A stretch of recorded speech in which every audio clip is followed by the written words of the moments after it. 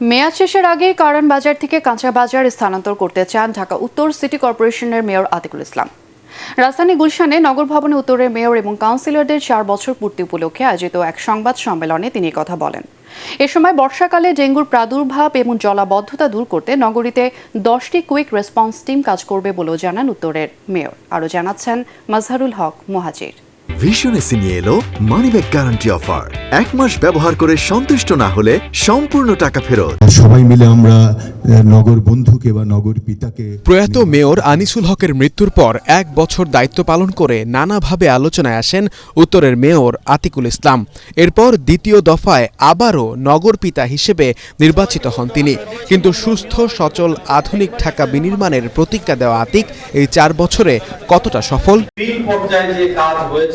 দায়িত্ব গ্রহণের 4 বছর পূর্তি উপলক্ষে এই সংবাদ সম্মেলনের আয়োজন করে ঢাকা উত্তর সিটি কর্পোরেশন। এ সময় নিজের সব উন্নয়নের ফিরিস্তি তুলে ধরেন উত্তরের মেয়র।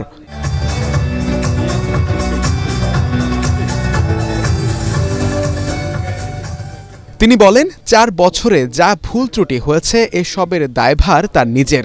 মেয়াদের বাকি 1 বছরে নতুন যুক্ত হওয়া 18টি ওয়ার্ডের উন্নয়ন, এলিভেটেড এক্সপ্রেসওয়েতে খেলার মাঠ নির্মাণ, বিভিন্ন খাল পুনরুদ্ধার সহ বেশ কিছু প্রকল্প বাস্তবায়নের কথা জানান তিনি। কারণ বাজারকে স্থানান্তর করা এটিও একটি বড় চ্যালেঞ্জ আমি হাতে নিয়েছি। আমি আশা করি এটিও আমরা পর্যায়ক্রমভাবে করতে পারবো। আমরা চেষ্টা করে যাচ্ছি। এই যে আজকে যে বলতাম যে খালের পাশে রাস্তা হবে, অনেকে কিন্তু প্রশ্ন করে রাস্তা হবে কবে? রাস্তা কিন্তু শুরু হয়েছে, ডিসেম্বর মাসে শেষ হয়ে যাবে। দক্ষিণ খান কাজ কবে হবে? শুরু হয়ে গিয়েছে। লাইট কবে বসবে? শুরু হয়ে গিয়েছে।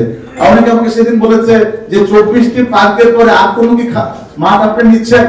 শুরু হয়ে গেছে। আমরা 17 বিঘা বালুর মাঠ আমরা পেয়েছি, প্যারিস মাঠ পেয়েছি। সাংবাদিকদের প্রশ্নের জবাবে মেয়র আতিক জানান, এ যাবৎকালে সিটি কর্পোরেশন নিয়ে যত ধরনের প্রতিবেদন হয়েছে তার সবকিছুই আমলে নিয়ে কাজ করেছেন তিনি। আমাদের 18টি ওয়ার্ডকে ফোকাস করতে চাই। অবশ্যই এডিস মশারিটা আছে, এটি কন্ট্রিবিউশন থাকবে। আর খালকে পুনরুদ্ধার, খালকে পুনরুদ্ধার, খালকে পুনরুদ্ধার, এই কথাটা 3 বার কিন্তু বললাম। 18টি ওয়ার্ডে যখন বলেছি, আমি আমার সমস্ত সম্মানিত কাউন্সিলর থেকে বলেছি যে খালের ব্যাপারে 0 টলারেন্স এবং এটিকে উদ্ধার করতে চাই। এবং আরেকটি যে চ্যালেঞ্জ যেটা আছে আমাদের, এই ভাই পরীক্ষা যে দেয় রেজাল্ট কিন্তু সে দেয় না, পরীক্ষা যে দেয় রেজাল্ট কিন্তু দেয় টিচাররা দেয়। সুতরাং আমরা পরীক্ষার মধ্যে আছি, আমরা পরীক্ষা দিয়েই যাচ্ছি। পরীক্ষার ফলাফল আমাদের সাংবাদিক ভালো দিচ্ছে।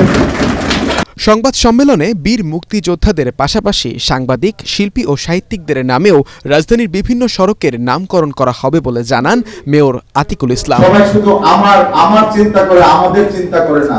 এই আমার চিন্তা করে কিন্তু সব শেষ হয়ে গিয়েছে। মাজহারুল হক মুহাজির, ATN বাংলা, ঢাকা।